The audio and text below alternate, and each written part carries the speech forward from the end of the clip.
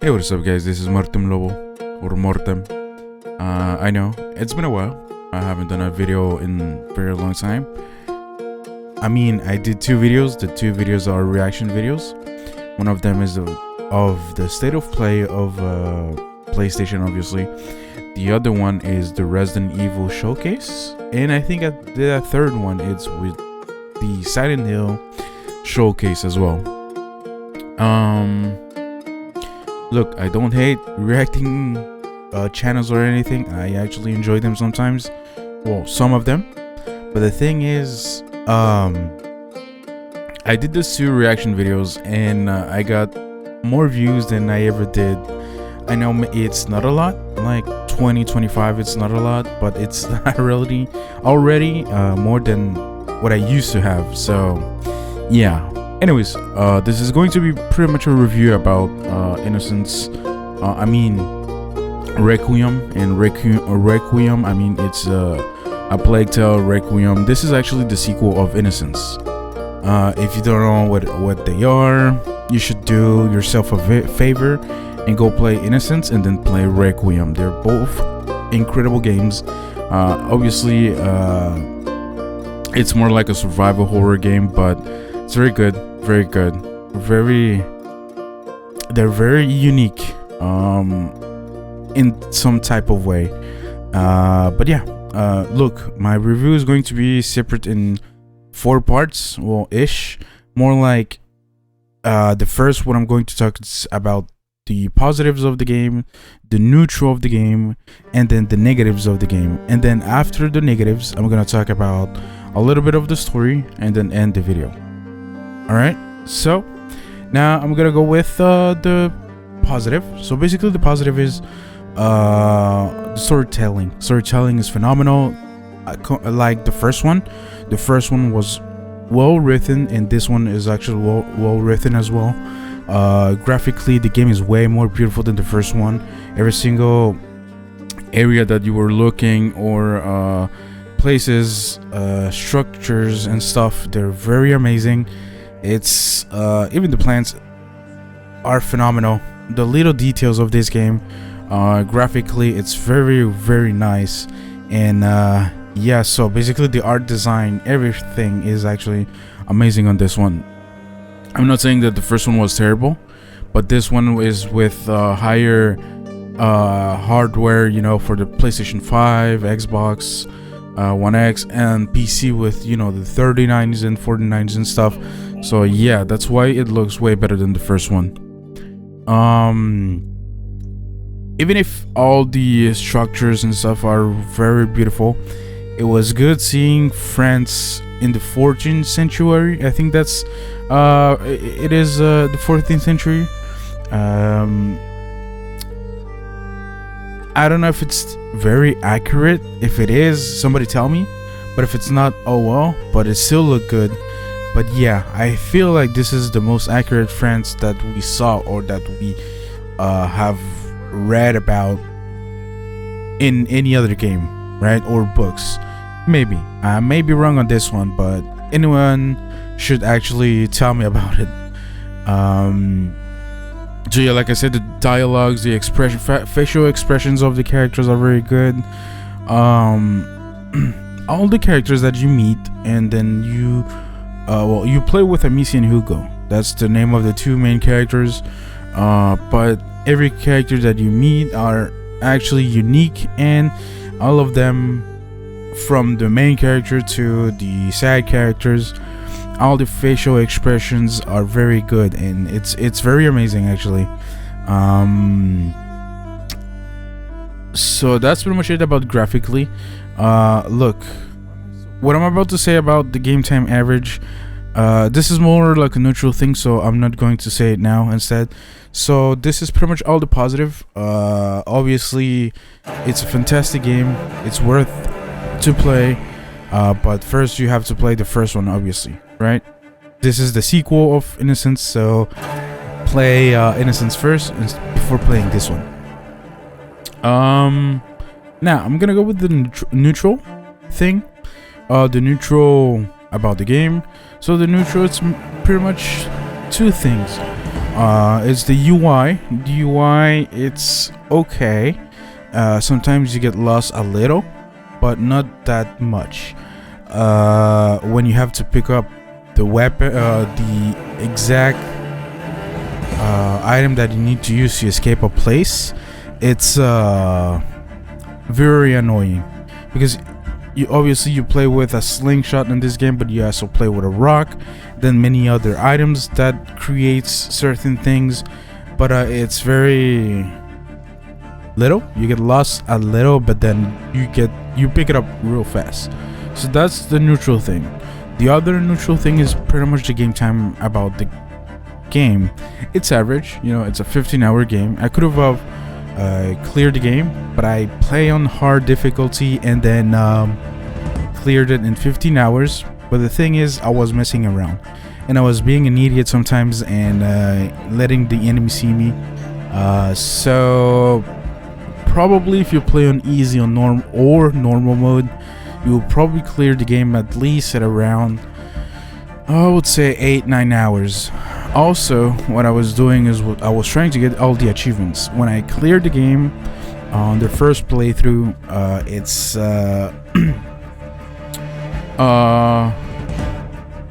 I got, I think, 27 out of 35 or 28. So they're not very hard to get the achievements. So if you're an achievement hunter, this is pretty much gonna be easy. But just a heads up, you have to finish. You get some skills.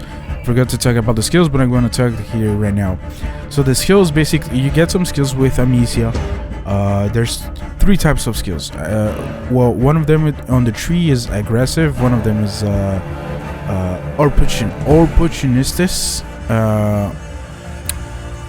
I don't know if I said this wrong correctly, but whatever. And then stealthy. Sorry. So basically, how you earn any skills or talent tree, it depends on how you play. If you play stealthy, the bar of the stealth skills is gonna go up. If you play aggressive, the bar of the aggressive talent trees is gonna go up, and then so on, right?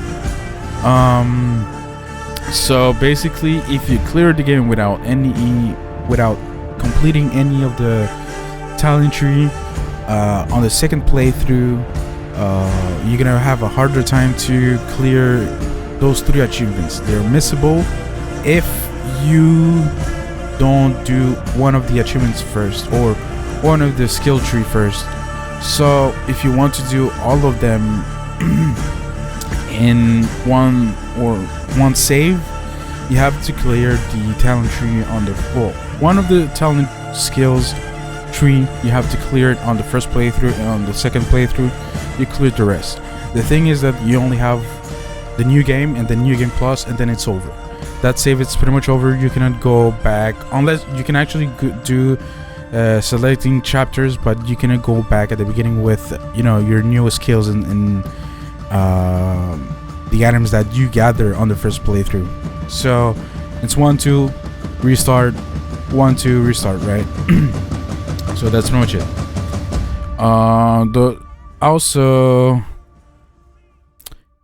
That's pretty much it about the skills. So if you're an achievement hunter and trophy collector, right? This game is actually kind of easy to gather. The collectibles on the first playthrough, play it as you will, but then as soon as you finish the game and then do the new game plus, play it with a video that shows you where all the collectibles are. That's what I did. Well, on the first playthrough, I haven't watched any videos, obviously. I gathered many collectibles, but I missed like 5 in total. So now my second playthrough, I'm gonna go look on which one did I miss, and that's pretty much it. Now I'm gonna talk about the negatives about the game. There's 3 negative things. First of all, the game is repetitive, obviously. When you play the game and then you have to do many things it's pretty much the same, right? You finish the first chapter, okay, so on. You go on the second chapter, you do the same thing. Third chapter, you do the same thing. I mean, by the same thing, not the story. By the same thing, I mean the gameplay. You do the same all over and over and over every single chapter of this game. So it's not different. It's really repetitive, like the first one. But that's pretty much it. It's even if it's repetitive, it wasn't that the game was actually amazing, but still, do some changes. It doesn't hurt anyone, right? The second thing I have to do talk about the negatives. It's when you start playing the game and then they introduce you about the new the mechanics of this game. They throw you with everything they needed to show you in one spot.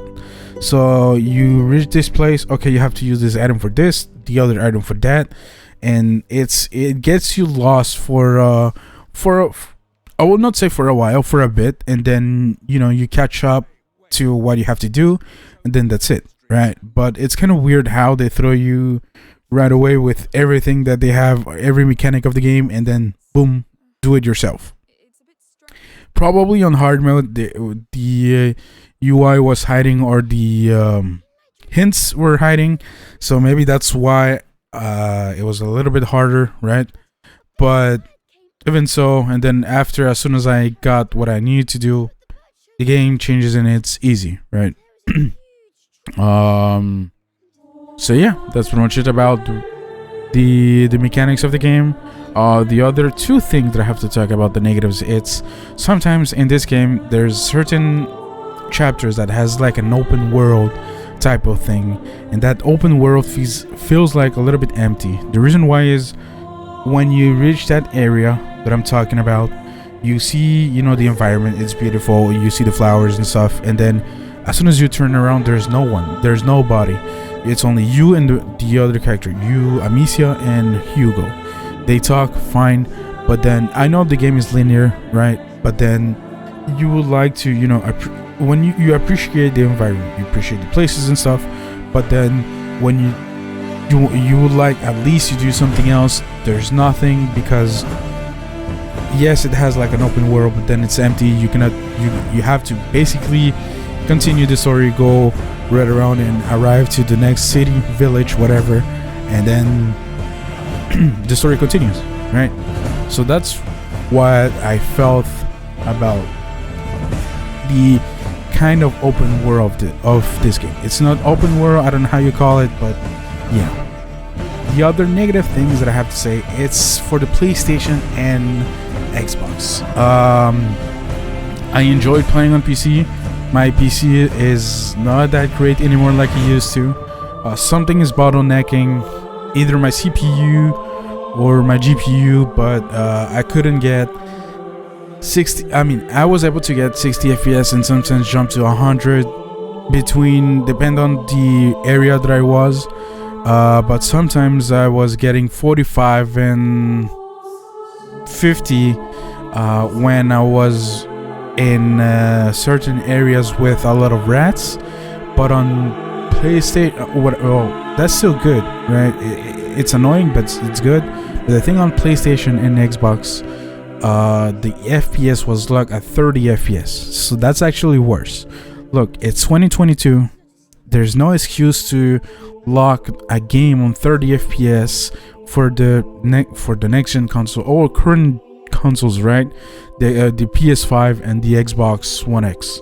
So yeah, 30 FPS on those consoles. They're supposedly be powerful, but apparently they aren't. So yeah. Anyhow, that's pretty much it about the positive, neutral, and negative things about the game. I'm gonna talk a little bit about the story. So this is gonna be a spoiler alert. So starting from now, I'm talking about the story. So if you haven't finished or want to clear the game by yourself without hearing anything, you can leave. So I'm telling you right now, I gave a 9 out of 10 on this game. It's worth the full price, even if it's short. And do yourself a favor, go play the first one if you haven't. Now, I'm telling you, thank you for watching. But if you want to continue looking at or hearing what I have to say about the story, you can keep watching. But I'm gonna talk just only about the end of the game, or yeah, the end chapter and the epilogue, right? So basically, spoiler alerts, it start now. The game ends with actually Hugo dying on this game, sadly. Amicia has to kill her brother because he's the carrier of the Prime Macula. The Prime Macula is kind of like the curse or whatever it is, and he's able to control the rats.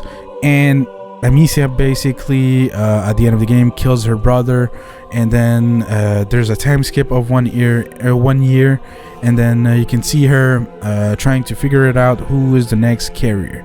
But I feel like I know it was announced it was a trilogy. No, it wasn't announced it was a trilogy. It was like a rumor, and then it was announced it was a trilogy. I think on the third game we won't see Amicia and Hugo anymore. Well, Hugo, it's normal, he died sadly, but as Amicia we won't see her. Lucas as well. Lucas is actually my favorite character in this game, but the thing is, Lucas and Amicia are in the 14th century, and after the end credits you can hear, or you can see a baby with the Prime Macula, but you can actually hear like the baby is in the hospital, like with the machines. I mean, hospitals existed before, right? But with machines and heart monitor and stuff, that's way in the 20 or 21st century, whatever. And yeah, so basically I think that the newest game is going to be at the present day on 2022, or maybe when the COVID started, 2019 I think, or 2020. And that's what is going to be the game about when you were playing with Amicia and Hugo, and you learn about the first carrier named Basilius. He had a protector, and basically the story repeat itself from the first plague to the current plague. By the current plague I mean on Requiem. And Amicia is the protector of Hugo. Basilius learned that he dies from being imprisoned by priests or the church or whatever, and the protector failed to protect him, and she died. And then now with Hugo and Amicia, it's pretty much the same story, but different era of the Prime Macula carrier. Now Amicia has to do what she needed to do, is kill her brother, and then now she's waiting for the next carrier. But I think the next carrier is born with the Prime Macula in different eras, not close as she thinks. And yeah, also what it's gonna say is I learned there's a second ending. The second ending is basically sadder than the first one. Yes, Amicia is sad that she had to kill her brother, but the other ending is actually Lucas that kills Hugo. But the thing is, Amicia doesn't accept that Lucas had to kill him with the crossbow. And basically after the time skip of the epilogue, they haven't talked in months, and they're not friends anymore. And it's kind of sad because before you kill Hugo, Lucas is saying to Hugo and Amicia that they're their family, their only family, they're his only family, so he's gonna live with them for the rest of his life. But if you get this ending, it doesn't happen anymore, so it's kind of sad. But yeah, that's pretty much it about the spoilers ending. So this is gonna be it about this review. So yeah, it's worth it, full price and stuff. You should play this game, it's really amazing. And yeah, thank you for watching. I'll see you guys on the next video. The next video is going to be about Call of Duty campaign. And yeah, thank you for watching. Peace.